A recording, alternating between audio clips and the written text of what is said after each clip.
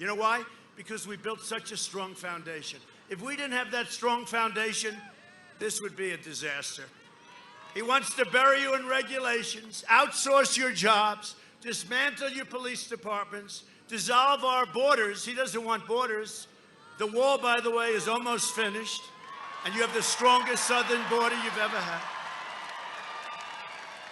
He wants to confiscate your guns, get rid of your Second Amendment. He wants to ban American energy, no fracking. How about that? For a year and a half, he says no fracking. Then he goes to Pennsylvania. We have 1 million jobs. The state is dependent on it. And all of a sudden he says, oh, well, I guess we can frack. And the press doesn't call him because they are more corrupt than Biden himself. They want to wipe out your private health care plans. A lot of people have 180 million people have private health care, and they love it. They're so happy, and it's all going to disappear. You will be able to go to your local hospital ward and stand in line for 6 weeks when you have a cold or when you have something worse. This is what's going to happen. He wants to terminate your religious liberty, destroy the suburbs. They're not destroyed. We ended the regulation. I ended it. You know that? Women of the suburbs, please raise your hands. Okay, look at it. Look at that crowd.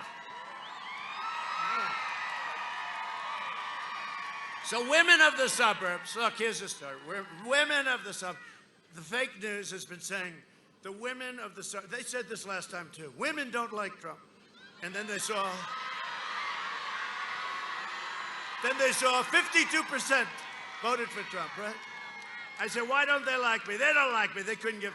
And then after we won, they said, women came out for Trump. What happened?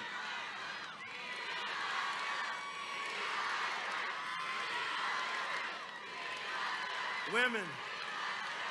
I like women. I like women. So anyway, no, but listen, here's the story. They said suburban women.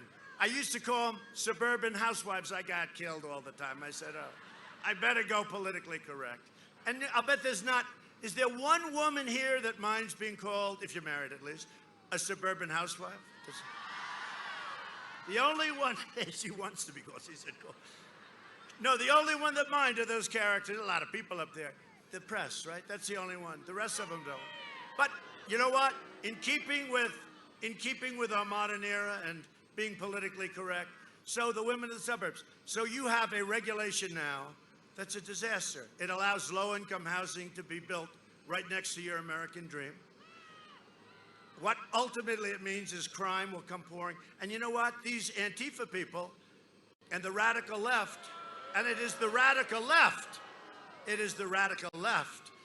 The radical left, the next place they want to hit are the suburbs. They say it all over, right? And what I did with the regulation, my people came, and he's great, Ben Carson, Dr. Ben Carson. He's great. But Ben came to me, sir, I said, I want to get rid of that regulation. It's a horrible regulation, getting worse all the time. And I've watched it for years. You've all watched it, right? Where they destroy these incredible communities. And Ben said, well, we can really bring it down and make it much more palatable. I said, no, Ben, you know what? That's going to be more controversial. Terminate it. He said, yes, sir, we terminated it. You have no more regulation. Now, if sleepy, crazy, crooked Joe gets in, I don't know, he shouldn't be allowed to run, frankly. If that were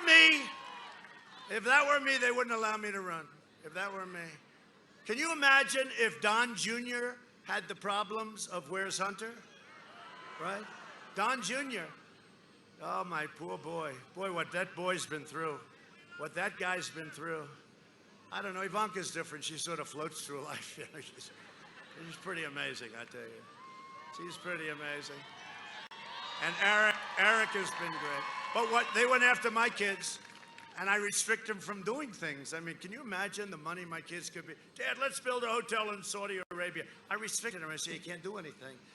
Let's go build a couple of hotels in name any place in the world, we'll have them, right? And you know all the money that Biden's raising? He did $350 million.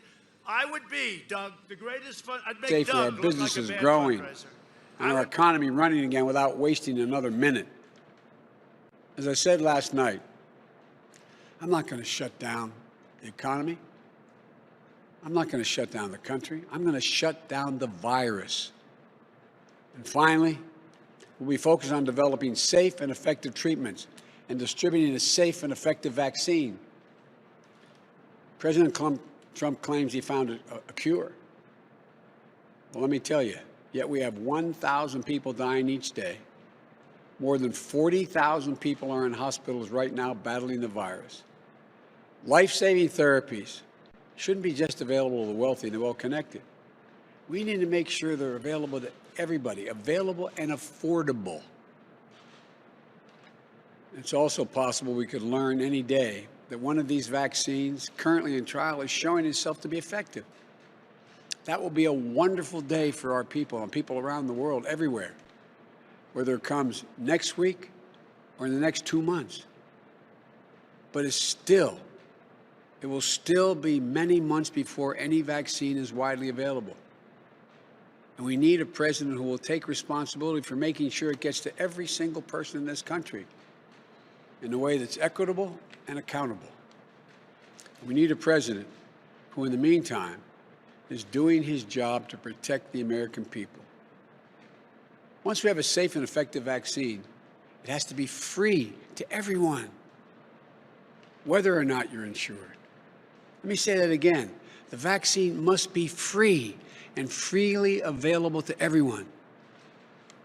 This is just not one more reason why it's so despicable that Donald Trump is fighting in the middle of a pandemic to get the U.S. Supreme Court to strike down the entire Affordable Care Act, which I worked so damn hard to get the votes for. Under the ACA, insurers are required